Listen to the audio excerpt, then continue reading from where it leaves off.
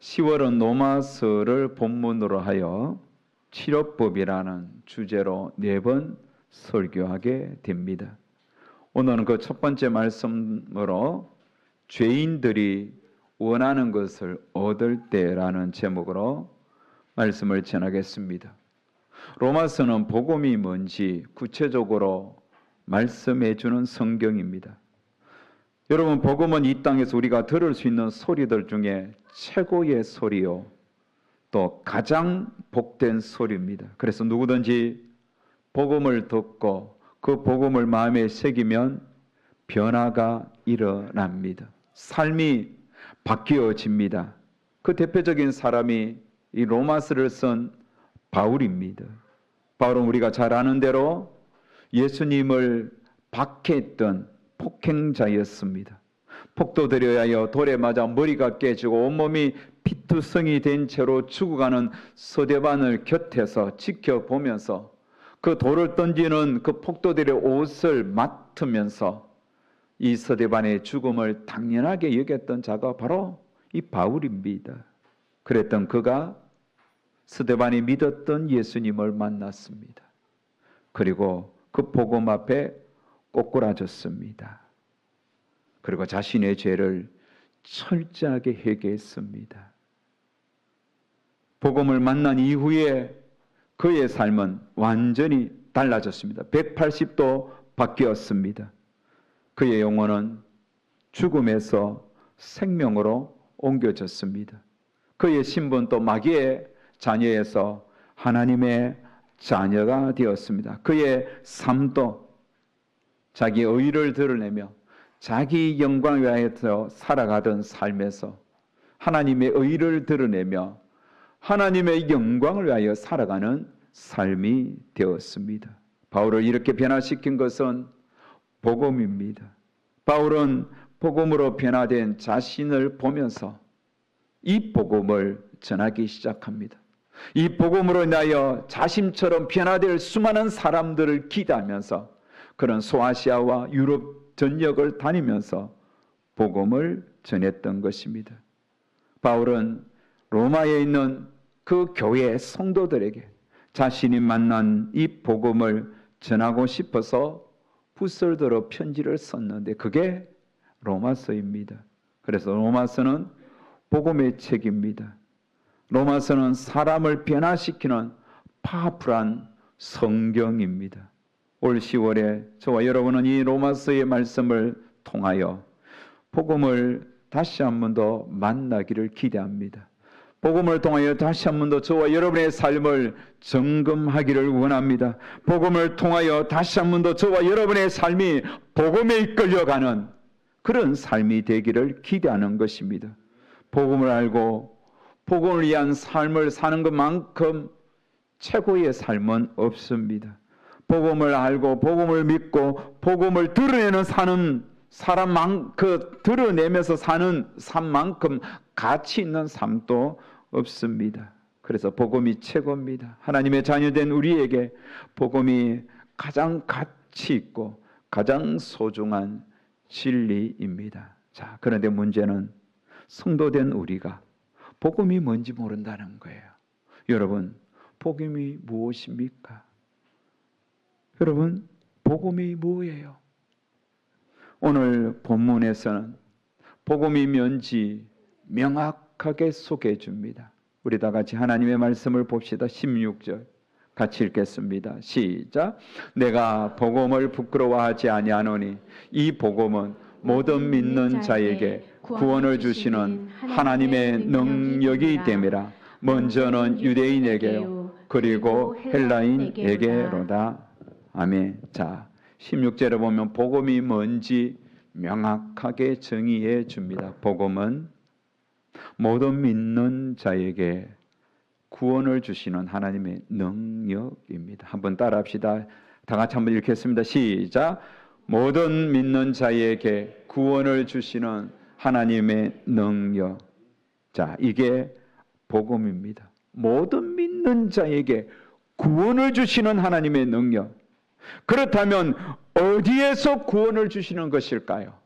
모든 믿는 자에게 구원을 주신다고 했는데 어디에서 우리를 구원할까요? 죄로부터 구원하는 겁니다. 죄악으로부터. 아담과 하와가 지은 범죄로 인하여 모든 인류는 죄 아래 묶이게 되었습니다. 죄의 노예가 되었습니다. 죄는 인류를 지옥 백성으로 끌고 갔고 또 인류를 영원한 파멸로 밀어넣었습니다. 아담과 하와 이후로 온 사람들은 그 어느 누구도 죄를 극복하지 못했습니다. 죄를 이길 힘이 없었습니다.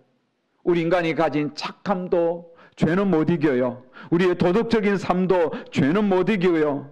정말 다른 사람을 배려하고 섬기는 이타적인 삶을 산다 할지라도 죄는 이길 수 없는 것이에요. 그만큼 죄의 권세는 대단한 것입니다.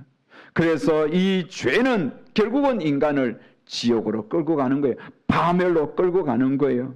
이 죄를 이길 힘은 인간 세상에서 도저히 나타나지 않았습니다. 없었습니다. 그래서 인간 세계가 아닌 하늘에서 하나님께로부터 이 죄를 이길 수 있는 한 의가 임했던 겁니다. 그 하나님의 의는 예수 그리스도이십니다. 하나님으로부터 온 그 의는 예수 그리스도고 누구든지 예수님을 믿으면 영원한 파멸에서 영원한 생명으로 신분의 변화가 일어나게 한 거예요. 지옥의 백성에서 천국 백성으로 되게 한 거예요. 그리고 누구든지 예수님을 구주로 영접하는 자에게는 하나님의 자녀가 되는 권세를 맛보게 하는 겁니다. 그리고 하나님의 자녀가 된 자는 영원한 생명을 누리게 한 것입니다. 자, 이게 복음이에요. 그래서 복음은 모든 믿는 자에게 구원을 주시는, 영원한 생명을 주시는 하나님의 능력이었던 겁니다. 제가 어린 시절에 주일학교에서 배운 찬양도 바로 이 복음을 노래하는 것입니다. 누구든지 예수 믿으면 멸망하지 않고 영생을 얻으리라. 영생을 얻으리로다. 영생을 얻으리로다. 또 뒤에 가서는 요한복음 3장 16절 이렇게 마무리하기도 했습니다. 하나님은 이 복음을 유대인에게 주셨고 헬라인에게도 주셨고 뿐만 아니라 저와 여러분에게도 주셨고 이 땅에 존재하는 모든 인류, 백성, 나라, 족속에게 이 복음이 전파되도록 했습니다. 그래서 누구든지 예수님을 구주로 영접하고 믿으면 죄로부터 구원받아서 하나님의 능력을 맛보는 생이 되게 하는 것입니다.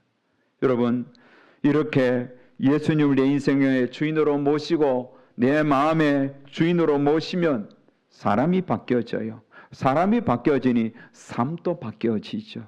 그래서 우리는 바울처럼 복음의 능력을 알고 예수님을 믿으라고 복음을 외치는 하나님의 사람이 되어야 되겠습니다. 제가 지난 주 중에 필리핀 클락이라는 그 도시에서 선교 정탐 시간을 가졌습니다. 그 클락에서 저 어느 원주민 마을로 들어가게 되었습니다. 그 마을은 일행 중에 어떤 목사님이 선교센터를 세우고 꾸준하게 복음을 전했던 곳입니다. 그 산족의 깊은 곳에 들어가니 어르신 한 분과 청년 2명이 우리를 맞아 주었습니다. 이렇게 예배 드리는 시간이 아니니까 그곳 사역자를 만났습니다. 목사님이 세우신 교회도 우리가 구경하고 했는데 그 어르신 한 분은 그 교회의 원로 목사님이었고 청년 2명은 그 중에 한 명은 그 목사님의 아들이 아버지를 이어서 목회를 하고 있었고 또 청년 한 명은 사역자로 훈련받고 있는 청년이었습니다. 그런데 제가 놀랬던 것은 그 세 분의 모습이 너무 그동안 필리핀 거리에서 또 이게 상점에서 또 다른 곳에서 보았던 그 여타 필리핀 주민들과는 많이 달랐습니다. 뭐가 달랐습니까? 표정이 달랐어요. 눈이 달랐어요. 표정이 밝고 눈이 맑았습니다. 주님과 더불어 살아가는 모습이 귀했습니다. 또 우리를 섬기려고 하는 모습도 달라 보였어요. 여러분, 복음에 이렇게 사람이 변화되는 거예요. 필리핀뿐만 아니라 동남아 전 세계 곳곳에 복음을 전하며 하나님의 은혜를 선포하는 수많은 선교사님들의 헌신과 수고로 여러분, 사람이 바뀌어지고 있어요. 복음이 들어가고 복음을 받아들인 나라와 민족은 달라지는 것입니다. 제 친구 중에 한 분이 튀르키예에서 선교를 감당하는데 이번에 일행 중에 어떤 목사님이 그 내 친구를 알더라고요. 어떻게 아냐고 하니까 자기가 목회할 때에 꾸준하게 호언했다고 하면서 참 세상이 좁고도 넓다는 생각을 했습니다. 여러분, 이렇게 복음을 받은 자는 삶이 달라지는 것입니다. 바울은 이 복음을 받고서 너무 좋았습니다. 자기가 왜 복음을 받게 했는지 자기를 돌아보면서 회개했습니다. 그러면서 복음을 받고서 그는 그날부터 이 복음을 부끄러워하지 않았습니다. 왜요? 복음은 자신의 인생을 변화시켰기 때문에. 복음은 죄인을 구원하시는 하나님의 능력이요 은혜였기 때문에 복음을 부끄러워하지 않는 거예요. 복음을 진짜 받아들이고 복음의 주체에 대해서는 예수님을 내 인생의 구주로 영접하면 인생이 달라지니까 이것만큼 여러분 사람을 살리는 게 어디 있습니까? 이것만큼 좋은 게 어디 있습니까? 그러니 복음을 전하고 복음을 위하여 핍박받는 것 자체를 부끄러워하지 않았던 것입니다. 사실 바울이 복음서를 쓸 때에 예수님을 믿는 기독교인들은 대부분 신분이 천했습니다. 낮았습니다. 이방인들이 많았고요. 또 종들도 많았고 연약한 여성들도 많았습니다. 가난한 자들이 복음을 먼저 받아들이고 믿었습니다. 우리나라도 여러분 복음이 선포되었을 때 정말 신분이 낮은 사람이 또 여성들이 복음을 먼저 받아들였습니다. 양반이라고 애헴거리는 사람들은 복음을 잘 받지 않았습니다. 밑에서부터 복음을 이렇게 받아들이고 물론 위에서부터도 복음이 임했죠. 이렇게 전 다방면적으로 복음이 임했습니다. 하지만 가난한 아들이 먼저 복음을 받아들이면서 그들이 고단한 삶을 복음으로 이겨내었던 것입니다. 당시 초대교회 시절에도 기독교인들은 신분이 천한 분들이 많았던 겁니다. 그래서 바울과 같은 정통 유대인들이 보기에 또 로마 시민권자들이 힘이 있는 신분을 가진 파워 있는 로마의 그 여건을 가진 자들에게는 기독교인들은 사회적 패배자들이 모인 집단처럼 보였던 것입니다. 또한 하층민들이 믿는 낮은 종교로 보았던 것입니다. 그래서 만약 누군가에게 자신이 성도라고 예수님을 믿는 사람이라고 밝히면 많은 불이익을 감당해야만 했습니다. 국가에서 주는 사회가 주는 혜택에서 제외될 뿐만 아니라 따가운 사람들의 눈총도 받아야만 했습니다. 급기야는 복음으로 인하여 박해를 받고 죽임을 당하기도 했습니다. 사실 로마 초기의 신자들은 복음 때문에 길거리에 횃불이 되어 그렇게 산채로 불태워 죽기도 했습니다. 그래서 일부 사람들은 예수님을 믿고도 자기가 예수님을 믿는다고 말하기를 부끄러워했습니다. 심지어 예수님의 제자 중에 베드로는 유대인과 함께 겸상하다가 바울이 온다는 소식을 듣고 부끄러워 피했습니다. 그만큼 연약한 모습도 베드로에게는 한때 있었습니다. 하지만 여러분 바울은 예수님을 만난 이후에 복음을 부끄러워하지 않았습니다. 도리어 좋았습니다. 복음을 받고서는 이전에 자신이 자랑했던 모든 것들을 도리어 배설물처럼 여겼습니다. 난지 8일 만에 받았던, 그래서 나는 정통 유대인이라는 그 표시 할례도 버렸습니다. 당대 최고의 지성을 랍비인 가마리엘 문화생으로 최고의 학부에서 공부했던 그 학벌, 그것도 버렸습니다. 강력한 힘을 가진 로마의 시민증, 이것도 버렸습니다. 자신이 그동안 입었던 모든 그 칠해의 옷들은 복음보다 좋지 않았습니다. 오히려 복음의 옷만 입고 나머지는 아무것도 아닌 것처럼 버려버렸던 것입니다. 그래서 바울은 갈라디아서 6장 14절에 보면 복음을 자랑스러워했습니다. 그러나 내게는 우리 주 예수 그리스도의 십자가 외에는 결코 자랑할 것이 없으니 그리스도로 말미암아 세상이 나를 대하여 십자가에 못 박히고 내가 또한 세상을 대하여 그러하니라. 그는 예수 그리스도와 십자가만 자랑하는 자가 되었어요. 예수님을 만나기 전에 다른 것들을 자랑 많이 했는데 이제는 예수님만 자랑하는 거예요. 그리고는 갈라디아서를 마무리하면서 복음 때문에 받은 자신의 몸의 상처를 그는 자랑하고 그 흔적을 당당하게 밝혔습니다. 갈라디아서 6장 17절에 보면 내가 내 몸에 예수의 흔적을 지니고 있노라. 그런데 여러분, 문제는 이렇게 좋은 복음을 바울뿐만 아니라 사도들, 오늘날에도 수많은 복음 전도자들이 전함에도 불구하고 사람들은 거부한다는 겁니다. 왜 거부합니까? 인간이 너무 악하기 때문에. 적어도 여러분, 이 시간 이 자리에 오신 여러분들은 복음을 거부한 자들이 아니라 아멘으로 받아들인 줄 믿습니다.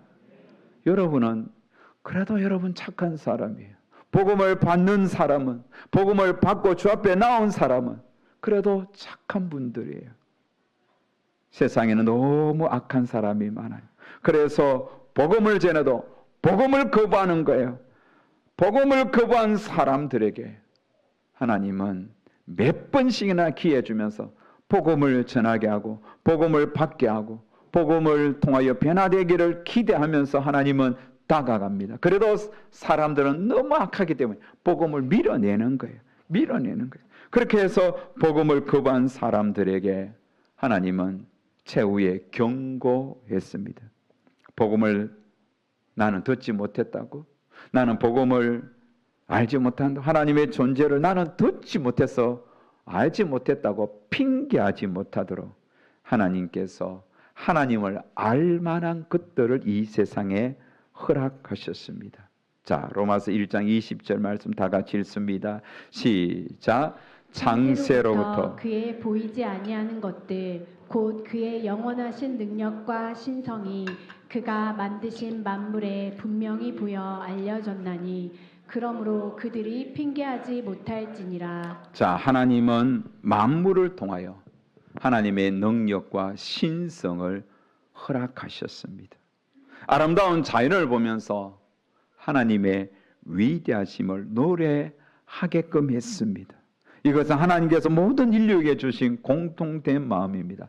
대자연의 웅장함을 보면 신의 존재, 하나님의 존재를 느끼게 되는 거예요. 광활한 밤하늘에 수많은 별들을 보면서 하나님의 존재를 느끼게 하는 거예요. 세계에 여러분 유명한 그런 대자연의 그 웅장한 광경을 보면서 하나님의 존재를 느끼게 하는 거예요. 그래서 하나님의 위대하심을 노래하게끔 하는 겁니다. 하지만 이런 대자연을 통해서도 하나님을 느끼고 또 내 마음에 죄에 대한 두려움과 죄에 대한 그런 양심의 가책을 느끼게 함으로써도 역시 하나님을 깨닫게 해줍니다. 하지만 그럼에도 불구하고 하나님을 거부하지요. 심지어 이 땅에 구원자로 오신 예수 그리스도를 이분이 메시아고 이분이 하나님이 보내신 하나님의 아들이라는 사실을 알면서도 거부하는 거예요. 빌라도도 거부했습니다. 많은 유대인들이 거부했습니다. 알면서도 하나님을 거부했던 거예요. 그리고는 하나님께 영광 돌리지도 않고 도리어 교만해지는 겁니다. 여러분, 하나님을 등지고 하나님을 거부하면 어떻게 살겠습니까? 자기 마음대로 사는 거예요. 하나님을 등지고 하나님을 알면서도 하나님께 돌아오지 않고 하나님께 영화스럽게도 하지 아니하고 하나님께 감사지도 않는 그들을 하나님은 그들에게 진노하십니다.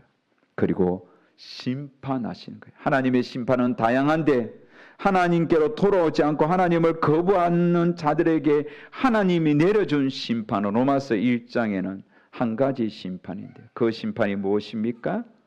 버려두심이에요. 버려두심인 거예요. 완전히 하나님께서 그 자들을 왕따시키는 거예요. 버리는 거예요. 24절에 보면 하나님께서 그들의 마음의 정욕대로 더러움에 내버려 두사. 26절에도 하나님께서 그들을 부끄러운 욕심에 내버려 두셨어요. 28절에도 하나님께서 그들을 그 상실한 마음대로 내버려 두사. 하나님은 내버려 두셨습니다. 하나님이 내버려 두니까 그때부터 인간은 자기 마음대로 사는 거예요. 자기 마음대로 사는 거예요. 하나님을 등지고 자기 마음대로 살면 인간의 삶이 여러분 행복하겠습니까? 인간의 삶이 부유해지겠습니까? 인간의 삶이 보람 있겠습니까? 오늘 설교 제목처럼 죄인들이 자기 원하는 것들 마음대로 하도록 하나님이 내버려 주었을 때 오늘 로마서 1장은 세 가지 삶의 형태로 나아가는 것을 가르쳐 주지요. 첫 번째로는 우상 숭배자가 됩니다. 하나님은 다양한 피조물을 만드는데 하나님을 버린 그들, 하나님을 마음에 두기 싫어하는 그들을 하나님 내버려 두니까 인간은 자연스럽게 우상 숭배자가 되는 거예요. 하나님이 만드신 피조물을 그들은 조각하여 형상으로 만들고 그것 앞에 절을 하면서 그 우상을 섬기는 거예요. 소의 형상을 만들어 소를 섬기고 염소의 형상을 만들어 염소를 섬기고 새의 형상을 만들어 새를 섬기고 눈에 보이는 다양한 신상들을 만들어 그 앞에 절을 하며 그의 지배를 받으며 그렇게 살아가는 거예요. 얼마나 어리석고 미련한 모습입니까? 제가 세계 여러 나라 이렇게 다녀보니까 박물관이 있어요. 박물관에 들어가 보면 인간이 얼마나 참 지혜로운가를 볼 수 있는 다양한 물건도 있었지만 인간이 얼마나 미련하고 바보스럽고 악한지 보여주는 다양한 우상 조각들이 있었어요. 여러분 그 우상 조각들, 다양한 우상 조각들, 뭐 아프리카든 뭐 저기 또 유럽이든 뭐 중동이든 아시아든 곳곳에 사람들이 우상을 섬겨서 그 앞에 온갖 지극정성을 바치고 또 그것에 고행하면서 그렇게 가는 거예요.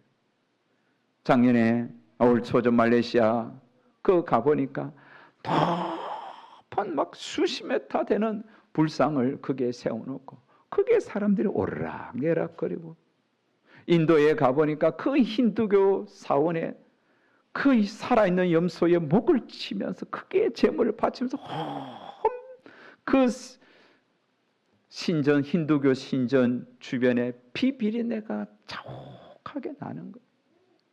여러분 우리나라도 곳곳에 우상의 정각이 있지 않습니까?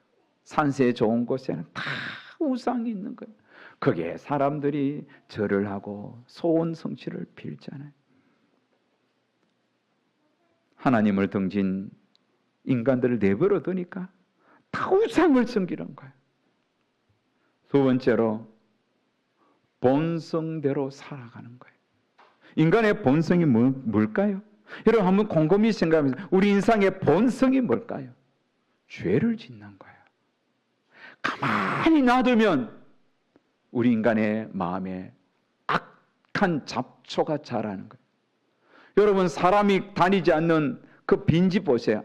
분명히 마당은 아스팔트로 이게 시멘으로 마당을 이렇게 해놨는데 그곳에서 잡초가 생기는 거예요. 어떻게 잡초가 생기는지. 우리 인간의 마음도 가만히 내버려 두면 본성이 악한 짓을 하는 겁니다. 여러분 죄 중에 가장 원초적인 죄가 뭘까요? 성적인 죄예요. 하나님이 정해놓은 법을 벗어난 모든 성은 죄죠. 놀라운 것은 인간은 누구나 하나님의 정의로운 성의 법칙을 벗어나라는 그런 원초적인 본능을 갖고 있는 거예요. 가만히 놔두면 그게 인간의 그 원초적인 본능을 통제하고 그것을 지배하지 않으면, 그것을 제어하지 않으면 자꾸 인간이 원초적인 그 본능으로 죄를 지으려고 타락해 가는 겁니다. 복음은 무엇입니까? 복음은 그 인간의 본성을 자꾸 제거하는 거예요. 내 마음의 소원은 이 죄를 짓고 싶지만 복음은 그것을 잘라버리는 거예요. 그래서 복음을 받아들이고 성령의 인도 따라 사는 삶이 얼마나 복된 삶입니까? 하지만 이 하나님의 말씀, 복음을 내 마음에 받아들이지 않으니까, 하나님은 내버려 두니까 인간은 끊임없이 성적으로 타락하는 거예요. 아무런 죄책감 없이 남녀가 만나고 성관계를 하는 거예요. 그게 초등학생까지 내려온 거예요, 지금. 그게 무슨 죄냐고 그렇게 말을 하는 거예요. 그 결혼 후에도 본성대로 타락하여 외도하는 남녀, 유부남 유부녀들이 얼마나 많습니까? 본성이 끄는 대로 그렇게 마음 놓고 자기의 몸을 사용하는 거예요. 자신의 정욕을 위하여 마음껏 그렇게 굴리는 거예요. 여러분, 본성의 끝판왕이 뭘까요? 그게 동성애입니다. 남자가 남자와 더불어 성관계 맺고 여자가 여자와 더불어 성관계 맺는 것, 얼마나 부끄럽고 수치스러운 일입니까? 동성애는 인간의 본성이 얼마나 막가파인지, 얼마나 악한지 보여주는 단적인 예입니다. 성경은 동성애를 죄라고 단정합니다. 레위기 18장 22절, 너는 여자와 동침한 같이 남자와 동침하지 말라. 이는 가증한 일이니라. 가증하다는 하나님이 정말 싫어하는 일이라는 거예요. 그리고 이 동성애자를 구약 율법은 쳐 죽이라고 했습니다. 로마 레위기 20장 14절에 보면 누구든지 여인과 동침하든 남자와 동침하든 둘 다 가증한 일을 행함인즉 반드시 죽일지니 자기의 피가 자기에게로 돌아가리라. 물론 신약 이 시대에는 적용되는 법은 아닙니다. 하지만 적어도 구약의 율법은 동성애를 제거해야 할 대상으로 여겼던 겁니다. 그런데 인간은 그 본성을 대로 살아가도록 내버려 두니까 끝이 없이 동성애를 자꾸 우호적으로 받아들이는 문화가 생겼습니다. 동성애를 우호적으로 다루는 CF, 또 동성애를 우호적으로 다루는 드라마, 영화, 또 뮤지컬, 음악, 많이 지금 물밀듯 우리 삶에 밀려들고 있는 거예요. 그러면서 동성애에 대하여 관대해지기 시작했습니다. 어느 순간부터 동성애가 아무런 죄책감이 없이 그냥 드라마의 영화의 한 장면으로 등장하는데도 사람들은 전혀 그에 대한 거부감이 없습니다. 내가 좀 이렇게 여성에게 혹은 여성이 남자에게 호감이 없으면 내가 동성애자인가? 뭐 그렇게 생각하게끔 만드는 거예요. 동성애자의 인권을 존중하는 분위기입니다. 그러면서 동성애를 합법화시킨 나라들은 유치원 때부터 다양한 성별이 있다고 가르치고 동성애자들이 가지는 더럽고 추잡한 그런 학문 섹스까지도 다양한 성관계의 한 형태라고 그것을 그림까지 보여주면서 가르치는 이런 어처구니 없는 일들이 일어나는 거예요. 서울 키어 문화축제 서울 한복판에서 열리지 않습니까? 한 번은 그 반대 집회에 참석했다가 도대체 그들이 만들어 놓은 부서에 무엇을 전시해 놨나 싶어서 몰래 살짝 들어가서 한번 보니까 충격이었습니다. 사람의 남녀의 성기를 형상화한 쿠키, 빵, 젤리가 있었고 동성애를 친근하고 강부 모양에 퍼뜨리기 위해 만든 각종 굿즈도 판매하고 있었습니다. 만약 우리나라가 성소수자의 차별금지법을 만들고 동성애를 합법화시키면 반드시 우리는 대가를 치러야 됩니다. 어떤 대가요? 가정 파괴가 되는 것은 불보듯 뻔해요. 성폭행이 많이 일어납니다. 성적 범죄가 많이 일어나고 그 피해는 남성보다 여성이 더 많이 보게 되는 거예요. 저출산 문제가 심각한데 동성애를 합법화시키면 여러분 점점 더 저출산 문제는 심각해지고 해결될 수가 없습니다. 에이즈는 국민의 건강을 위협하게 될 거예요. 인간의 본성대로 내버려 두니까 이렇게 정말 악한 죄악으로 치닫게 되는 겁니다. 자, 세 번째, 하나님이 내버려 두셨을 때는 다양한 각종 죄를 짓게 됩니다. 하나님 두기를 싫어하는 자들은 하나님이 내버려 두니까 어떻게 되었습니까? 자, 29절에서 32절까지 보면 다양한 죄가 소개되어 있습니다. 곧 모든 불의, 추악, 탐욕, 악의가 가득한 자요, 시기, 살인, 분쟁, 사기, 악독이 가득한 자, 수군수군하는 자, 비방하는 자요, 하나님께서 미워하는 자요, 능욕하는 자요, 교만한 자요, 자랑하는 자요, 악을 도모하는 자요, 부모를 거역하는 자, 우매한 자요, 배약하는 자요, 무정한 자요, 무자비한 자라. 그들은 이 같은 일을 행하는 자는 사형에 해당한다고 하나님께서 정하심을 알고도 자기들만 행한 뿐만 아니라 또한 그런 일을 행하는 자들 옳다느니라. 하나님은 이것은 나쁘다, 이렇게 하다가 죽는다, 하나님이 경고하심에도 비웃듯이 그것을 무시하고 자기뿐만 아니라 다른 사람까지도 이런 죄악에 빠지게 한다는 겁니다. 인간이 지을 수 있는 모든 죄가 다 소개되었습니다. 자, 이렇게 하나님을 마음에 두기 싫어하고 하나님이 너희들 마음대로 살아보라고 내버려 두으니까 결과가 무엇입니까? 인간은 끝없는 죄악 가운데 살아가는 거예요. 결국은 진노의 대상이 됩니다. 하나님은 그 백성들에게 불심판을 내립니다. 다시 회복할 수 없는 멸망의 길로 그들을 던져버렸던 것입니다. 죄인들이 원하는 것을 마음대로 살도록 내버려 두실 때 결론은 무엇입니까? 멸망입니다. 사랑하는 여러분, 그런데 놀라운 것은 우리를 하나님이 선택하셔서 우리를 내버려 두지 않았다는 거죠. 내 본성대로 살도록 내버려 두지 않았고, 우상을 숭배하도록 내버려 두지 않았고, 각종 죄악에 머무르면서 죄를 짓도록 내버려 두지 않았고, 하나님이 저와 여러분을 자녀로 불러주셨다는 것입니다.